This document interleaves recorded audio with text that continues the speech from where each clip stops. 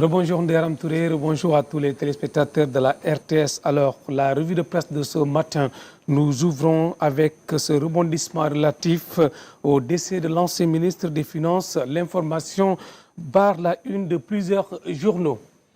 À la une du quotidien national Le Soleil, disparition du ministre Mamadou Moustapha Ba, suspicion autour d'un décès, barre à sa une le quotidien national Le Soleil.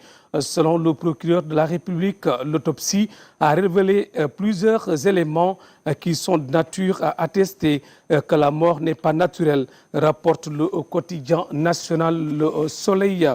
La levée du corps et l'inhumation renvoyée à une date ultérieure. La famille du défunt, mécontente, réclame la dépouille, selon toujours Le Soleil. Ce qui fait dire à nos confrères du quotidien, le quotidien, décès de Moustapha Ba, le procureur reporte les funérailles. En ordonnant que cette autopsie soit réalisée, le parquet a évoqué les dispositions de l'article 66 du Code de procédure pénale et fait état des renseignements reçus sur les circonstances du décès, écrit toujours le quotidien. L'information intéresse également nos confrères du journal Sud Quotidien qui barrent à la une de leur journal décès de l'ancien ministre des Finances et du Budget, Mamadou Moustapha Ba. Dame Justice entre en scène. Le chef du parquet de Dakar a confié l'enquête à la division des investigations criminelles DIC et les enquêteurs de cette unité d'élite de la police nationale sont déjà à pied d'œuvre. Des sources parlent même des perquisitions effectuées au domicile du défunt, nous dit le quotidien Sud Quotidien. L'Observateur également en parle, vous le voyez à l'image.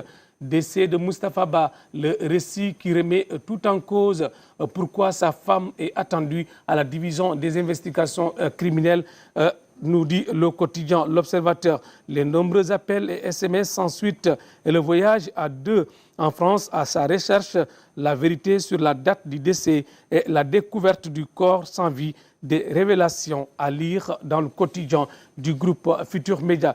Toujours dans ce même quotidien, le médecin légiste Amadou Sow fait savoir qu'on ne peut pas opposer le certificat de genre de mort à l'autopsie.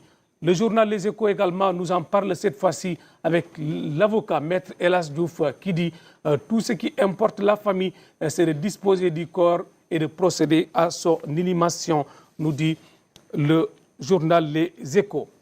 Maintenant, place aux échos de la campagne électorale qui est à sa dernière ligne droite. Les partis politiques, coalitions de partis et indépendants en lice continuent de sillonner le pays à travers des caravanes, des visites de proximité et des meetings. Vous le voyez, l'information barre la une du quotidien Yor, cette fois-ci avec la tête de liste du parti Pastef les Patriotes, Ousmane Sonko. Sonko au pôle d'Urbel Louga, magnifique, grandiose, magique, s'exclame le quotidien Yor. Mbaké casse la baraque, nous dit toujours ce quotidien. Ousmane Sonko a évoqué les ambitions du gouvernement pour révolutionner la pratique de l'agriculture dans le pôle Ndiambour-Baol.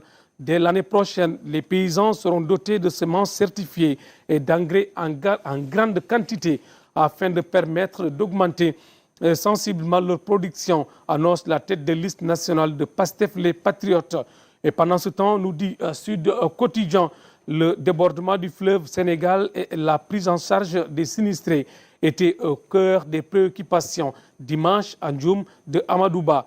À Louga, Birima Mangara met l'accent sur le développement de la culture et à Ziguinchor, Assane Ndoye promet de défendre les transporteurs et les acteurs du secteur informel.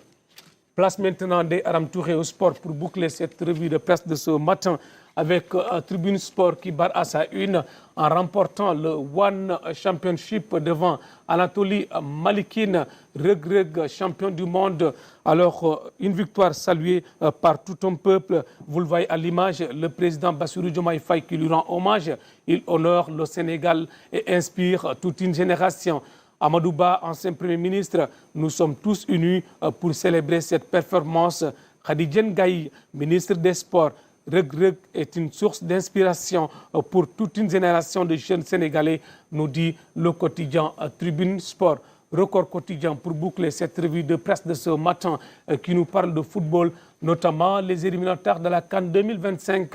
Burkina-Sénégal du 14 novembre, premier entraînement des Lions cet après-midi. Blessé en club, Seydou Sano, forfait, nous informe le quotidien. Record quotidien des Touré, c'est la fin de cette revue de presse de ce matin. On se dit à demain et excellente semaine à tous. Merci beaucoup.